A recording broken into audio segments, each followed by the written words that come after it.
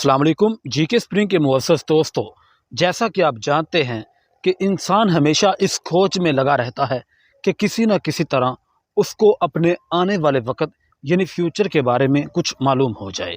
इंसानों ने इसके लिए बड़ी स्ट्रगल की है, लेकिन अल्लाह ताला की वो ज़ात है जो मुस्तक़बिल, माजी और हाल का मुकम्मल इल्म रखती है।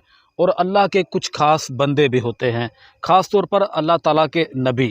अल्लाह ताला ने उनको वाज़ा वो भी प्रिडिक्शंस करते थे चीज़ों के बारे में। इस तरह कुछ ख़ास अल्लाह ताला के और भी बंदे होते हैं चुने हुए, जिनको इस चीज़ के बारे में इल्म होता है। तो नाज़रीन, आज हम बात करेंगे एक ऐसी ही औरत की जिसको दुनिया जानती है बाबा वांगा के नाम से। नाज़रीन, बाबा वांगा एक बुल्गारियन नाबीना खतून थी जिन्होंने दुनिया के हालात से मुतल्लक कई पेशगोइयाँ की, जिनमें से बाज़ हकीकत के करीब तर थी और बाज़ हकीकत तौर पर मुकम्मल साबित हुई। इनकी वर्ल्ड ट्रेड सेंटर की पेशगोई बहुत मकबूल भी हुई और उसके अलावा कई दीगर बातें भी काफ़ी दुरुस्त साबित हो चुकी हैं।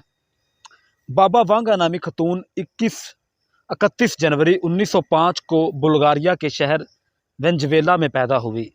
इनकी पैदाइश कबल अज़ वक़्त हुई थी। इस इलाके की रवायत के मुताबिक बच्चे का नाम किसी अजनबी से रखवाया जाता था। इस बच्ची की पैदाइश पर किसी को इसके बचने की उम्मीद नज़र ना आती थी, मगर जब बच्ची की हालत बेहतर हुई तो इसकी दाई ने बाहर गली में जाकर किसी अजनबी राहगीर से नाम रखने को कहा, जिसके बाद बिल आखिर वेनेजुएला नाम रखा गया। इसकी वालदा पहली जंग अजीम के दौरान एक सिपाही थी। बाद में इन्होंने दूसरी शादी कर ली। वांगा बचपन से नीली आँखों और सुनहरी बालों की वजह से खूबसूरत तो थी और साथ ही बहुत ज़हीन थी और इसे रूहानी इलाज में दिलचस्पी थी। वांगा की ज़िंदगी में वो हादसा हुआ जिसने इसे नाबीना कर दिया। इस कॉल के मुताबिक एक बमवर, एक तूफ़ान उठा जिसने इसको इतनी दूर फेंक दिया कि वो बाद में ज़ख्मी हालत में मिली।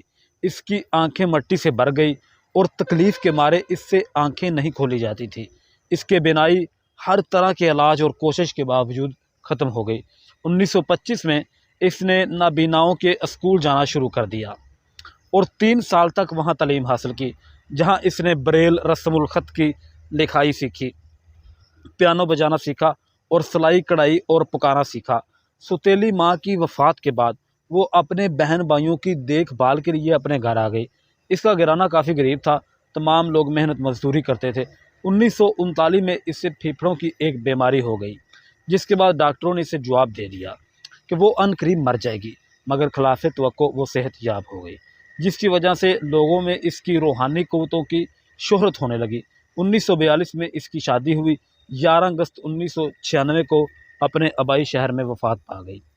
वजह शोहरत: वांगा खुद वाजबी तालीम जानती थी। इसने खुद कोई किताब नहीं लिखी, बल्कि इसकी सारी बातें इसके परस्तारों, मुलाज़मों ने तहरीर की थी।